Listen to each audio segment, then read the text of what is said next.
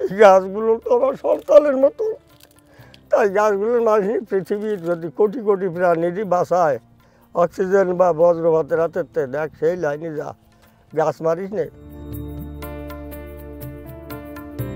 চোখের জলে ভেসে জানাচ্ছিলেন তিনি 17টি বছর ধরে তার রোপণ করা তাল গাছের চারা উপড়ে ফেলে দেয় মানুষ। নিজের সন্তানের মতো লালন করা চারা গাছগুলো মানুষের তুলে ফেলে দেওয়ার কষ্ট ও বর্ষায় চারা পানিতে ডুবে মারা যাওয়ার কথা আসতেই এভাবে শিশুর মতো কাঁদছিলেন তিনি।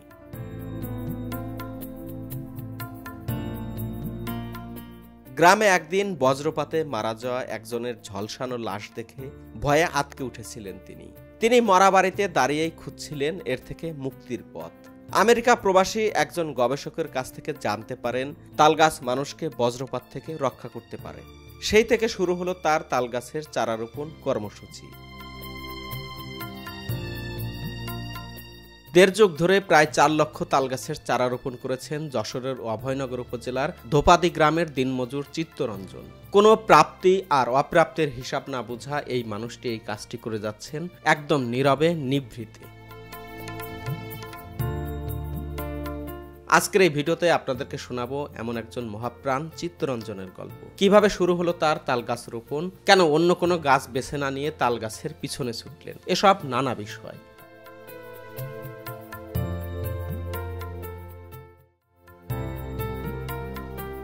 সকালের আলো ফুটেছে, স্ত্রী ব্যস্ত মন্দিরে, আর চিত্তরঞ্জন প্রস্তুতি নিচ্ছেন তালগাছের চারা রোপণের জন্য। পূজা শেষ হলে চিত্তরঞ্জনের স্ত্রীও তাকে সাহায্য করতে চলে এলেন। পুকুর থেকে ধুয়ে আনা তালগাছের বীজগুলো সুন্দরভাবে ব্যাগে গুছিয়ে দিচ্ছেন। পরম যত্নে চারা গাছগুলো ব্যাগে ভরে নিলেন। এতটা মায়া দিয়ে প্রতিটি চারা ব্যাগে ভরা হলো যেন কোনোভাবে বীজের মাথা ভেঙে না যায়। এরপর ভাঙা কুটির থেকে পান্তা ভাত নিয়ে আসলেন তার স্ত্রী। পান্তা ভাতে কাঁচামরিচ ভেঙে পরম স্বাদে খাচ্ছেন তিনি, আর পাশে বসে স্ত্রী শোনালেন তার পাগলামির কথা।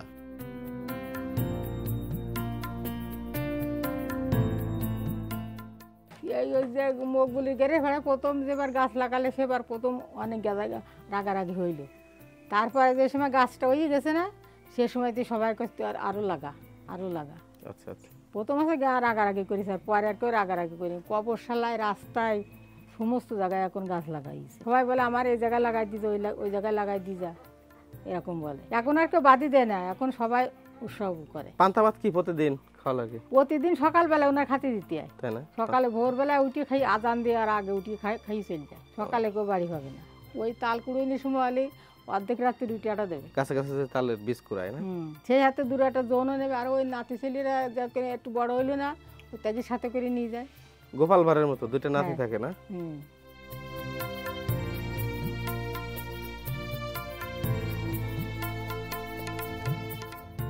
খাওয়া দাওয়া শেষ করে তালগাছের চারা সাইকেলে নিয়ে রওনা দিলেন তিনি।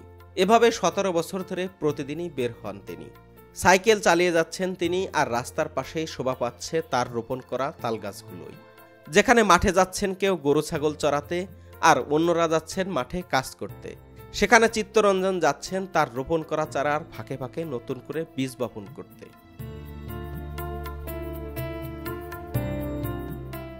এসেই যেসব জায়গায় চারা মারা গিয়েছে সেসব জায়গায় কোদাল দিয়ে গর্ত করে চারা রোপণ করতে শুরু করলেন তিনি। বর্ষায় বিলের এই জায়গাগুলো পানিতে ডুবে যায়, তাই প্রতি বছর শূন্য স্থানগুলোতে নতুন করে চারা রোপণ করতে হয় তাকে।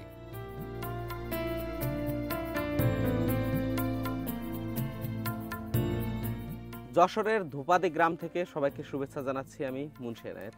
দর্শক, আমরা বিভিন্ন সময় মানুষের মহৎ কাজের বিভিন্ন উদাহরণ দেখি, কিন্তু একজন মানুষ প্রায় 17 বছর ধরে নিজের পরিবার পরিজনের কোনো খোঁজ খবর না নিয়ে শুধুমাত্র গাছ লাগানোর জন্য নিজেকে সঁপে দিয়েছেন।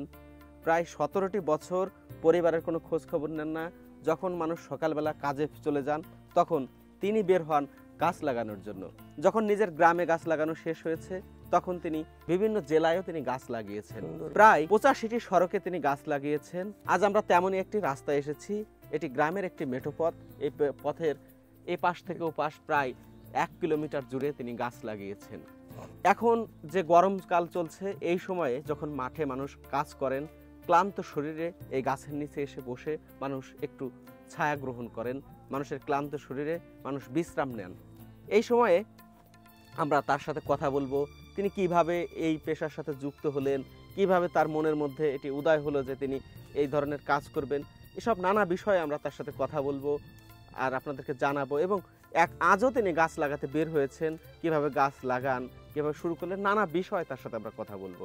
আমাদের সাথে আছেন সেই মহৎ প্রাণ একজন মানুষ, চিত্তরঞ্জন দাদা। গ্রামে যখন ওই বজ্রপাতে মানুষটা তাজা মানুষ পুড়ে গেল, আমি দেখে আমার সে সহ্যতে আমার তো মাথা ঘুরে গেল যে কী ব্যাপার, এই জ্যান্ত মানুষ এইভাবে কী করে মারা গেলে। এখন আমি এই বজ্রপাত্রে দুর্বল করা যায় কী করে, যে মহান সৃষ্টিকর্তা পৃথিবীতে এমন কোনো গাছপালা দিনই যে বজ্রপাত্রে দুর্বল করা। তা আমার একটা ভাই আসে আমেরিকার থেকে, সে লটারির মাধ্যমে গেছিলো 1985 সালে। তা আসে বললো কি, দাদা তাল গাছে 10টা গুণ আছে বজ্রপাত্রে দুর্বল করে, আর আমেরিকার বিজ্ঞান গিয়ে হিসাব কিতাবে। তখন আমার মাথা আর কাজ করতে লাগলো না, যদি বজ্রপাতে আর কোনো দিন কেউ না মরুক, কোনো পাখি খুলি পর্যন্ত, আর অক্সিজেনের অভাবে না মরুক। তাই আমি তখন তো মাথা খারাপের মতো পাগলের মতন শুধু তাল গাছই লাগাই যাচ্ছি, যে মানব জন্ম তো একবার, আর হবে না। যদি আমার জন্য প্রকৃতি সংসারে অনেক সময় প্রকৃতিরই বাঁচায় রাখতে গেলে সংসারে চিন্তা করলে তো হবে না, ভালো কাজ করতে গেলে একটু কষ্ট করতে হয়। তখন পানিতে যাবায় বীজ জোগাড় করে বিভিন্ন 50টা গ্রামে দৌড়োদৌড়ি করে প্রত্যেক বছর আমি 8টা-10টা রাস্তায় শুধু তাল গাছই লাগাই যাচ্ছি, যে এই যে তাল গাছ লাগাই। তখনের তো আজ পর্যন্ত আমার অঞ্চলে কেউ বজ্রপাতে, আমার এই অঞ্চলে কেউ মারা যায়নি। যতদূর আমার তাল গাছ লাগানো আছে, এই মাঠে কৃষক কাজ করে, তো আমি নিজেও একজন গরিব কৃষক, আমিও কাজ করি, আর কোনো দুর্ঘটনা বজ্রপাতে কেউ করতে পারিনি। আমার অঞ্চলে কেউ মারা যায়নি তাল গাছ লাগানো ধরে আসতে। তাই আমি ওই পাগলের মতন প্রত্যেক বছর ওই 2 মাস ভাদ্র আশ্বিন মাসে, অর্থাৎ যেই জুলাই অক্টোবর মাসে, জুন জুলাই মাসে, অক্টোবর মাসে, সেপ্টেম্বর অক্টোবর মাসে আমি ওখানে তালের বীজ পাওয়া যায়। বিভিন্ন এলাকায় যে কিছু কিছু তালের বীজ কিনে, বিভিন্ন গাছের মাথার থেকে তালের বীজ কিনে আমি এই বিভিন্ন সড়কে লাগাই। এখন আপনি যখন কাজ শুরু করেন, আপনার কি মন থেকে আপনার? আমি কোনো অঞ্চলে কে কী দেবে আমি ভাবি না, আমি কি দেবো যাই প্রকৃতিরই বাঁচানোর জন্য আমার জীবনও দিতে পারি, যে কারণ হাজার হাজার প্রাণী যদি আমার জন্য একটু আশীর্বাদ দেয়। আমি বললাম তো যে আমরা আইসি তো খালি আছে, যাবার বেলা কিছু নিয়ে যাব না। তা প্রকৃতির প্রাণীর যদি একটু আশীর্বাদ পাই, ওই আমার যথেষ্ট। এখন তো বিভিন্ন গণমাধ্যমে 2 বছর আমার খুঁজে পাইছে, বিভিন্ন সড়কে এইভাবে 85টা সড়কে গাছ আছে, বিভিন্ন সময় বিভিন্ন গাছ তলায় বন্যায় মারা গেছে। কিছু কিছু লোককে কাটিয়ে ফেলা যে তার ফসলের ক্ষতি হবে, যা জমির আলি পুঁতেছি, রাস্তা আসতে রাস্তার জায়গায় পাশে জমি থাকে, সেই জমিওয়ালারা অনেকে কাটিয়ে ফেলা দেয়। বিভিন্ন ঘের বেড়ি বাঁধতেছে, মাটির তলে খুঁজে দিতেছে। আর যা বাইসে আছে প্রকৃতি, তবু মনে হয় 2 লাখের উপরে গাছ বাইসে আছে। আমার লাগানে ফিরায় 4 লাখের কাছাকাছি এই 17 বছর। যখন এই গাছগুলো দেখি যে কোনো জায়গায় উগলে উঠিয়েছে বা মারি উঠিয়েছে, সব মানুষ তো একরকম না, তখন আমি ওই গাছ দূরে দূরে কাঁদতাম যে তোরা মারলে কেন, এই গাছগুলো তো আমার সন্তানের মতো। তাই গাছগুলোর মাঝে পৃথিবীর যদি কোটি কোটি প্রাণীরই বাসায় অক্সিজেন বা বজ্রপাতের হাতে দেখ সেই লাইনে যা, গাছ মারিস নে। আমি এত কষ্টের মধ্যে দিয়ে দেখ তোকে জন্য আমি দেশের জন্য গাছ লাগাই যাচ্ছি। তা আমি কারে বলবো এই দুঃখের কথা, এখন মানুষ বুঝে গেছে যে গাছ আর মারা যাবে না। কারণ গাছ হচ্ছে সবচেয়ে বড় বন্ধু। দেখ আমাদের অক্সিজেন দিচ্ছে, বজ্রপাতে দুর্বল করতেছে, সবচেয়ে বড় পাওয়ার আচ্ছা তাল গাছে। তাই আমি শুধু তাল গাছ আর খেজুর গাছই লাগাই বেশি। যখন কথা বলছিলাম আমি নিজেও অশ্রু সজল হয়ে পড়লাম। মানুষ নিজের জন্যই কাজ করে। সারা আমরা যারা মানুষ পৃথিবীতে আসছি সবাই নিজের স্বার্থে, নিজেকে ভালো রাখার জন্য সবসময় যে আমাদের প্রচেষ্টা সেটি অব্যাহত থাকে। এই মানুষটি যখন বলছিলেন যে যখন তার গাছপালা, যখন মানুষ গাছ লাগাতেন, মানুষ তো সাধারণ মানুষ সবসময় বুঝতে পারেন না, তখন তার গাছপালাগুলো উঠিয়ে উপড়ে ফেলতেন। তখন তিনি বলছিলেন যে ক্যামেরার সামনে হয়তো ওইভাবে বলতে পারেন না, এমনিতে কিন্তু তার আবেগ, সে অনুভূতি সেটা আমি বুঝি। তিনি বলছিলেন গাছগুলো ধরে তিনি সন্তানের মতো কান্নাকাটি করতেন। এখন যখন আমার সাথে কথা বলছিলেন তখনও একদম আবেগ তাড়িত হয়ে পড়লেন, চোখ দিয়ে তার পানি ঝরছে। আসলে এমন একজন মহৎ প্রাণ মানুষের পাশে আমি দাঁড়াতে পেরেছি, এটা আমার জন্য খুব ভাগ্যের ব্যাপার। আর আমাকে যিনি এই মানুষটির কাছে পরিচয় করিয়ে দিলেন সেটি হচ্ছে আব্দুল্লাহ সুমন ভাই।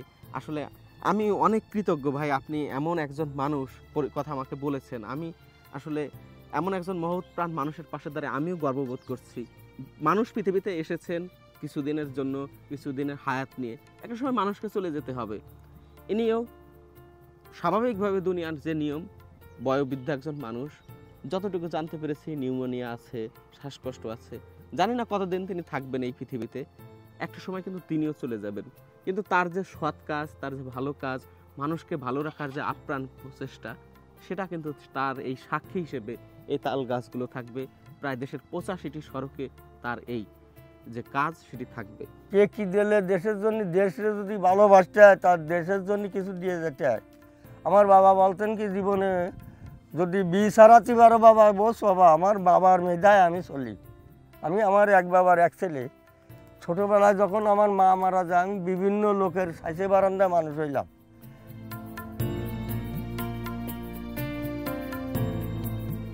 তার রোপণ করা তাল গাছের নিচে এসে মাঠে কাজ করা ক্লান্ত কৃষকেরা এসে বিশ্রাম নেন এবং ক্লান্ত শরীরকে শান্ত করেন। তারাও তার কাজে বেশ খুশি।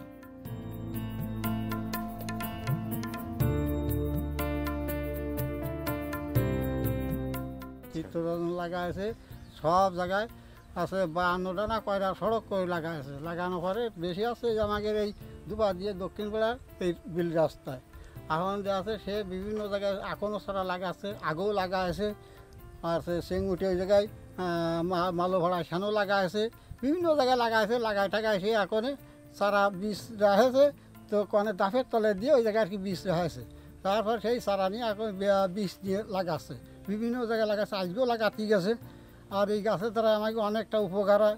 দেখা আমরা পাতার তলে ছায়ার তলে থাকি, ওতে আমাকে বজ্র ঠেকায়, কাটায়, আমার বিভিন্ন রকম হয়। এখন এই যে তাল ধরতেছে, আমরা যাচ্ছে অনেক তালও খাতে পারবো, তার দ্বারা যাচ্ছে অনেকটা উপকারও আছে। এর জন্য মেলা সরকাররা অনুদানও দিচ্ছে, তার সাহায্য করতেছে, করাবার সেইভাবে সে চলতেছে ইনশাল্লাহ। আচ্ছা আচ্ছা, ভালো লাগে আপনাদের এটা না? আমার ভালো লাগে। আমাকে যাচ্ছে এখন ছায়ার তলে বসে রয়েছি, দুটো কাঠের দরকার আছে, কত আমাকে মেলা সুবিধে। এটা খালি আমার না, এটা জনগণের সবার সুবিধে আসছে।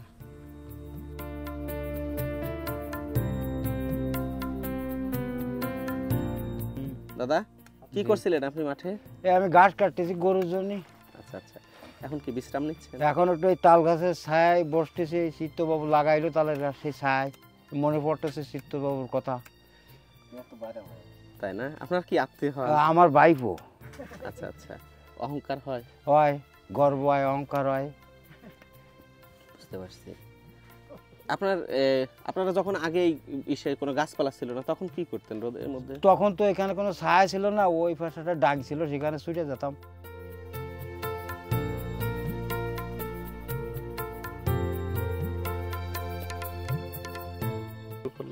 আমরা মনে করতাম যে মাছি থবেন নাই, ওই বেড়ি মেড়ি বাঁধতেছে, ইয়েতে আল বাঁধতেছে, কাটি কুটি ফেলবেন, অনেকে অনেক গাছ কাটিও কেটে ফেলছে। মানে জায়গায় রাস্তা বানানোর সময়, ওই ক্যানেল কাটার সময় গাছ যেগুলো সাইডে পড়ে গেল, ওগুলো কোদাল দিয়ে কাটি কাটি ফেললো, জমির আল ইয়ে হবে। তাই কি তা অনেকে বারণ সরণ দিলে রয়েছে, আমরা ছায়া অনুভব করবো, ছায়া যাই বসবো। এখন সহযোগিতা করে? হ্যাঁ করে।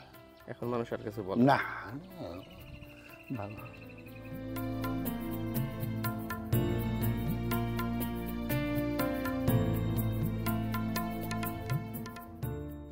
মাঠে এখন প্রচণ্ড রোদ, মানুষ মাঠ থেকে কাজ করে ফিরে এসে এই তাল গাছের নিচে বসে যে প্রশান্তিটা পাচ্ছেন, আর যে দাদার নামটা নিচ্ছেন, যে দাদা এই গাছটা লাগিয়েছেন, মানে এই যে একটা প্রশান্তি, আর এরকম একটা মহতি কাজ কিন্তু সবাই করতে পারে না। দেশে তো অনেক বিত্তবান, অনেক ভালো মানুষ আছেন, কিন্তু ইনার মতন প্রকৃতিপ্রেমী, গাছপ্রেমী মানুষ আসলে আমি দেখিনি কোনো দিন।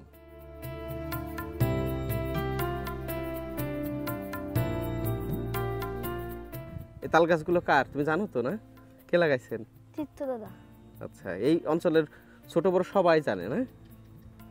তুমি ছোটবেলা থেকে দেখো? হ্যাঁ দেখি। হ্যাঁ, কিভাবে আসেন উনি? সাইকেলে করে আসেন। হ্যাঁ, সাইকেলে করে বস্তায় নিয়ে আসে না? হ্যাঁ তোমার ভালো লাগে এটা? তোমার মন চায় না এরকম মানুষের মতো কাজ করতে? হ্যাঁ মন চায়। খুব স্বাভাবিকভাবেই আমরা কিন্তু দেখি যখন একটা অঞ্চলে কোনো বড় কোনো কর্মকর্তা হন, সেই অঞ্চলের মানুষের মধ্যে এক ধরনের যে আগ্রহ তৈরি হয় যে তার অঞ্চলে অনেকগুলো প্রশাসনিক কর্মকর্তা তৈরি হয়।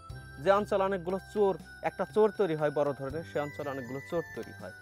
এই চিত্ত দাদার অঞ্চলে দাদা যে কাজটি শুরু করেছেন মানুষকে আশ্রয় দেওয়ার জন্য, মানুষকে ছায়া দান করার জন্য মহতি উদ্যোগ, এই যে ছোট একটি শিশু রয়েছে তার মধ্যেও কিন্তু সেই ভালো মানুষ হওয়ার যে অনুপ্রেরণা সেটি তৈরি হচ্ছে।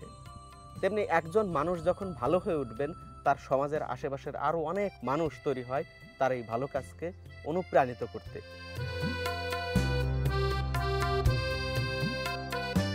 দেশের প্রতিটি গণমাধ্যমেই তাকে নিয়ে সংবাদ প্রচারিত হলেও এখনও তার কপালে জোটেনি কোনো রাষ্ট্রীয় স্বীকৃতি বা পুরস্কার।